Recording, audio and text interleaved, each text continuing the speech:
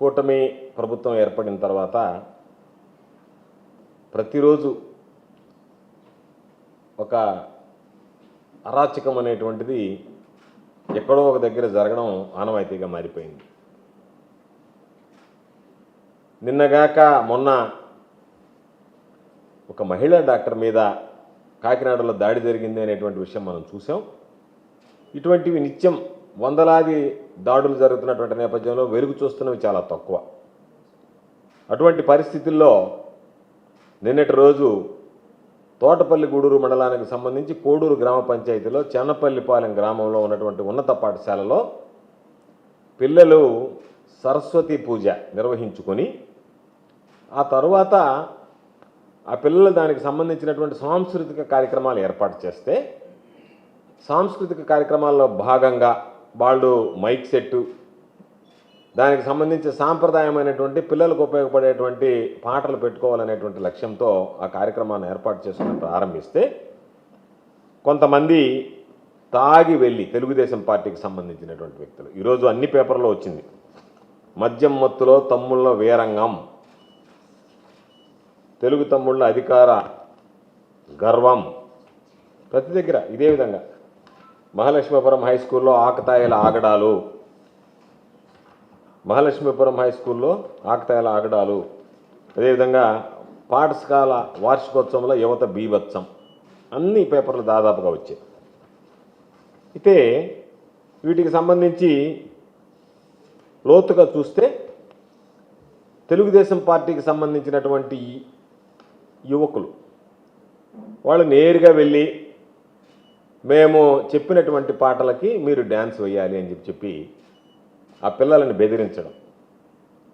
పాపం అక్కడ ఉన్నటువంటి హెడ్ మాస్టర్ వెళ్ళి ఇది స్కూల్లో నిర్వహించుకునేటువంటి కార్యక్రమం, పవిత్రమైనటువంటి కార్యక్రమం, మీ ఇష్ట ప్రకారం ఇక్కడ పాటలు వేయడానికి వీల్లేదు అని అంటే మేము చెప్పినటువంటి పాటలు వేయకపోతే ఇది ప్రజాశక్తిలో వచ్చినటువంటిది. సోమిరెడ్డి చంద్రమోహన్ రెడ్డికి చెప్పి మీ ఉద్యోగాలు పీకించేస్తాం అని రాసినటువంటి వార్త, వాళ్ళు మాట్లాడినటువంటి మాట, అక్కడ ఉన్నటువంటి ఉపాధ్యాయులు విద్యార్థులు చెప్పినటువంటి విషయం చెప్పి వీళ్ళకి సంబంధించినటువంటి వాళ్ళు ఎవరైతే ఉన్నారో ఆవుల గణేష్, ముత్యాల హరి, పామంజి వాసు, మహేష్, చందు, విజయ్, మరో 10 మంది. అంటే పాపం పోలీసుల దర్యాప్తు కన్నా ముందే ఎవరు అనేటువంటి విషయాలని మీడియా సేకరించి ప్రచురించడం జరిగింది. ఇంత జరిగితే పాపం వెళ్ళి అడ్డుకున్న దానికి ప్రధాన ఉపాధ్యాయుని దుర్భాషలాడారు. ఒక టీచర్ పాపం అవార్డు గ్రహీత, ఆ టీచర్ వెళ్ళి అడ్డుకుంటే ఆ టీచర్ మీద దాడి చేసి ఆయన పాపం ఫోన్ తీస్తున్నారని చెప్పి ఆ సెల్ ఫోన్ పగలగొట్టారు. ల్యాప్టాప్ అక్కడ ఉన్నటువంటి ఆ సౌండ్ టెక్నీషియన్ ఎవరైతే ఉన్నారో అతను ల్యాప్టాప్ పగలగొట్టారు. పాపం పిల్లలు హాహాకారాలు చేస్తా పాపం భయపడి వీధులకు పరుగులు తీశారు. మహిళా టీచర్లు, పిల్లలు, పాపం చిన్న పిల్లలు ఉండేటువంటి 10వ తరగతి చదివేటువంటి బిడ్డల పాపం అరుస్తూ పరిగెత్తాల్సినటువంటి దుర్భస్థ ఏర్పడింది. ఇంత జరిగితే దౌర్భాగ్యం ఏమిటంటే ఈ వార్త రాత్రి వచ్చిన తర్వాత నిద్ర లేచి పొంకాలుగా ఉంటే అక్కడ ఉన్నటువంటి ఆ పార్టీ ఈ పార్టీని కాకుండా నాయకులందరూ కూడా పాపం తల్లడిల్లితే మా బిడ్డలకు ఏమైందని చెప్పి స్కూళ్ళ దగ్గరికి పరుగులు తీసి తెచ్చుకుంటే పిల్లల్ని జిల్లాకు సంబంధించినటువంటి విద్యాశాఖ కానీ పోలీస్ శాఖ కానీ నింపాదిగా రాత్రి విషయం జరిగితే పొద్దుటి వరకు ఎటువంటి ఎఫ్ఐఆర్ కూడా నమోదు చేయకుండా. కారణం ఏమిటంటే తెలుగుదేశానికి సంబంధించినటువంటి వ్యక్తులు ఉన్నారు, తెలుగుదేశం పార్టీకి సంబంధించినటువంటి వాళ్ళు తప్పతాగి వెళ్ళి ఈ దుర్మార్గానికి ఒడిగట్టారు. కాబట్టి చివరికి ఎంత దౌర్భాగ్యమైనటువంటి పరిస్థితులు ఉన్నాయి ఈ రాష్ట్రంలో, ఈ జిల్లాలో అంటే ఆ ఉపాధ్యాయులు కూడా మీరు ఫిర్యాదు ఇవ్వండి మేము చూస్తాము అంటే వాళ్ళ పాపం ఫిర్యాదు ఇవ్వడానికి భయపడి మేము ఇక్కడ పని చేయాలి, రేపటి నుంచి వచ్చి మేము చెయ్యలేము ఇక్కడ నుంచి వాళ్ళని కాదనంటే ఎవరు ఒత్తిడి తెచ్చారు? ఎవరు ఒత్తిడి తెస్తే ఈరోజు పాపం ఆ పిల్లలు ఆ విధంగా మాట్లాడాల్సి వచ్చింది. ఆ ప్రధానోపాధ్యాయుడు మేము కంప్లైంట్ ఇవ్వము, మా పిల్లలకు అవసరం లేదని చెప్పి పాపం ఆయన తప్పుకోవాల్సినటువంటి పరిస్థితి ఏర్పడింది.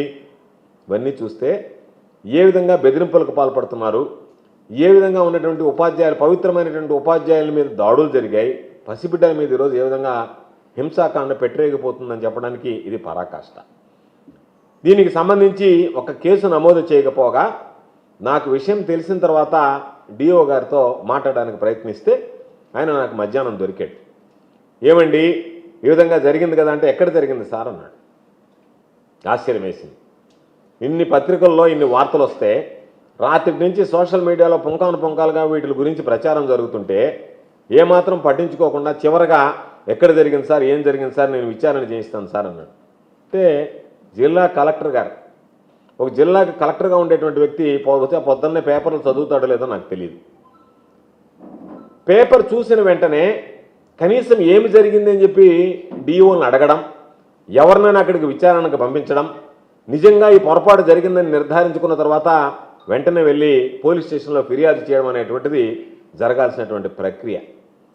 కనీసం ఎవ్వరూ పట్టించుకోలేదంటే పరిస్థితి ఏమిటంటే తెలుగుదేశం పార్టీకి సంబంధించినటువంటి వ్యక్తులు దీనిలో జోక్యం ఉంది కాబట్టి మనం కనుక దీనిలో వెళితే జిల్లా కలెక్టర్ గారు నాకేమన్నా ఇబ్బంది అవుతుందేమో, నాకు బదిలీ వస్తుందేమో, కాబట్టి నేను బదిలీ కాకుండా నెల్లూరులోనే ఉండాలి అని అంటే నేను దాని జోలికి పోకూడదు అని నిర్ణయించుకొని ఆయన దాన్ని పట్టించుకోలేదు.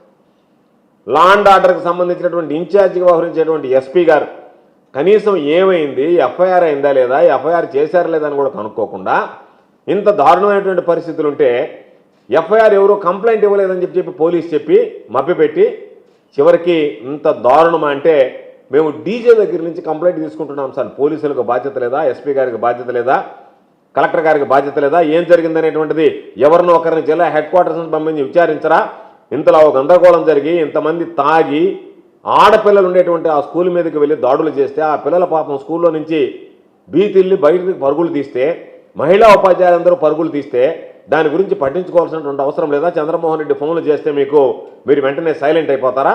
నేను జిల్లా కలెక్టర్ గారిని, ఎస్పీ గారిని సూటిగా అడుగుతున్నా.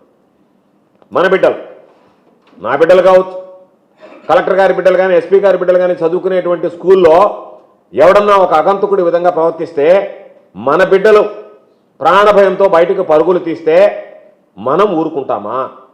మనం విడిచిపెడతామా?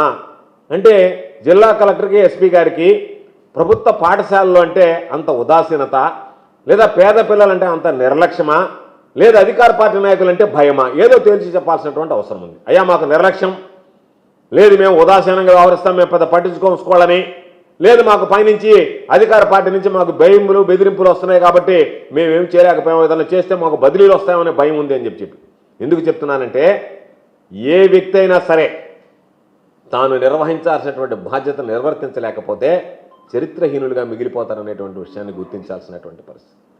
ఈరోజు నిజంగా బాధేసింది. అక్కడ ఉన్నటువంటి పరిస్థితులు చూసాం. పాపం మాకున్నటువంటి స్థానికంగా ఉండేటువంటి నాయకులతో మాట్లాడాం. వాళ్ళు వెంటనే అక్కడికి వెళ్ళి ఏం జరిగిందో వాకప్ చేశారు. పాపం మేము అక్కడికి వెళతామంటేనే ఆ పాఠశాలలో ఉండేటువంటి ఉపాధ్యాయులు భయపడిపోతున్నారు. వీళ్ళు వస్తే ఇది పెద్దదైతే మమ్మల్ని మీరు ఎందుకు వాళ్ళని పిలిచారు, ఎందుకు చేశారు అంటారేమోనని చెప్పి భయపడేటువంటి పరిస్థితి ఉంది. అందుకనే విద్యార్థి సంఘాలకు సంబంధించినటువంటి మా పిల్లలు కూడా ఎవరు వెళ్లాల్సినటువంటి అవసరం లేదు. మనం దీనికి సంబంధించి జిల్లా కలెక్టర్ గారికి, ఎస్పీ గారికి చెప్తాం, లేదంటే న్యాయస్థానాన్ని ఆశ్రయించి అక్కడ ఇటువంటివి జరగకుండా ఎవరైతే ఇటువంటి వాటికి పాల్పడ్డారో కఠినమైనటువంటి చర్యలు తీసుకుంటామని చెప్తాం. నెల్లూరు జిల్లాలో నాకు తెలిసి వైఎస్ఆర్ కాంగ్రెస్ పార్టీ ప్రభుత్వం ఉన్నది. ఏ రోజైనా మేము చెప్పినటువంటి పాటకు మీరు డ్యాన్స్ వేయాలని చెప్పి ఆ పాటకి డ్యాన్స్ వెయ్యనటువంటి పిల్లల దగ్గరికి వెళ్ళి మేము చెప్పినటువంటి పాటకు మీరు డ్యాన్స్ వేయాలా అనేటువంటి పరిస్థితి ఏ రోజైనా ఈ నెల్లూరు జిల్లాలో జరిగిందా?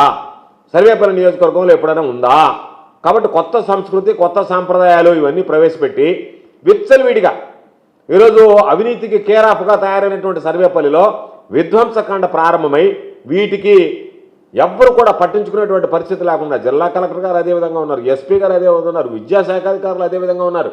ఈ పరిస్థితుల్లో ఏదన్నా సమస్య వస్తే ఎవరికి పోయి చెప్పుకోవాలనేటువంటిది కూడా తెలియనటువంటి పరిస్థితుల్లో ఈరోజు పాపం పిల్లలు, తల్లిదండ్రులు, ఉపాధ్యాయులు అందరూ కూడా ఈరోజు తల్లడిల్లిపోయేటువంటి పరిస్థితి ఏర్పడింది.